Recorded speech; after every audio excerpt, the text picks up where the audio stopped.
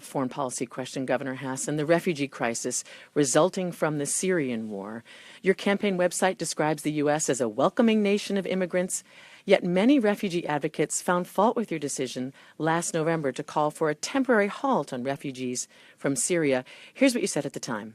What I'm calling for is a pause because the first job of every government is to keep its people safe. That includes immigrants and refugees who are here. And if we don't have safety, we cannot have a free society.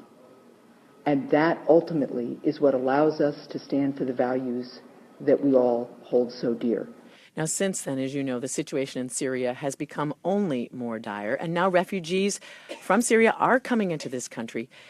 Given your concerns, given your druthers, Governor Hassan, should that be happening? After Paris, I thought it was very appropriate, in light of concerns raised by the FBI and the CIA, that we take a temporary pause in bringing in refugees, because the FBI and CIA directors had expressed concerns that the vetting program was under-resourced and not working the way it was supposed to. I thought that was appropriate then. I wish that the administration had taken us up on that and really looked at the concerns raised by our national security and homeland security experts about the vetting program. Since that time, I have been focused on making sure that we're doing everything in New Hampshire from a homeland security point of view to make sure that we continue to be safe.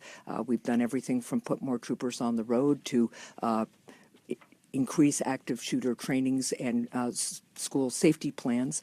But we also need, as a country, to continue looking at all of the entryways into the United States and making sure that we are adjusting and strengthening those vetting systems and those entryways in light of an evolving threat. Well, and experts that we've talked to say serious security holes do exist, but not with refugees, with tourism visas, with student visas.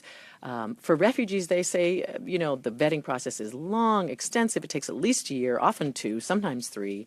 How do you feel about that criticism, Governor Hassan, that fears about refugees are misplaced, that those are the last people we should really be looking at as harmful? I think when you listen to the FBI and CIA directors, and also we know that ISIS has targeted the refugee system, it's appropriate to take a temporary pause and make sure it is safe. That's what you do to maintain safety and to make sure things are working. Now, it's also really important that we not demonize any single group or entity, and that we continue to be the welcoming country that we always have been. But the two are not mutually exclusive. We can be strong and we can be safe, and welcoming. But it is important when critical national security leaders, like the head of the FBI and the head of the CIA, say, hey, the vetting system as described on paper isn't working the way it's supposed to and is under-resourced. We can't do our job. I think at that point, it is really appropriate to take a temporary pause and do what we need to do to adjust and address the issues that they're raising. I'm very disappointed that almost a year after the Paris attacks now, Washington still hasn't done anything to truly address this issue. So and think about what might have happened. I think a temporary pause that could have addressed those issues would have been a good thing, and I think it still would be a good thing to do. Temporary. We have a big humanitarian crisis for sure, and the United States has always played a role in addressing humanitarian crises. But what concerns me is that everybody in Washington reverted to their corners here, and we still haven't addressed those issues.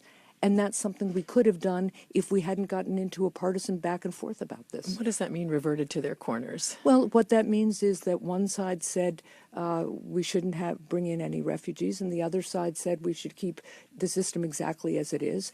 And I think there are legitimate safety and security concerns that were raised, and they can be addressed. And I also think we have to continue to be the welcoming, inclusive nation that we've always been, that strengthened us. Let's take another question from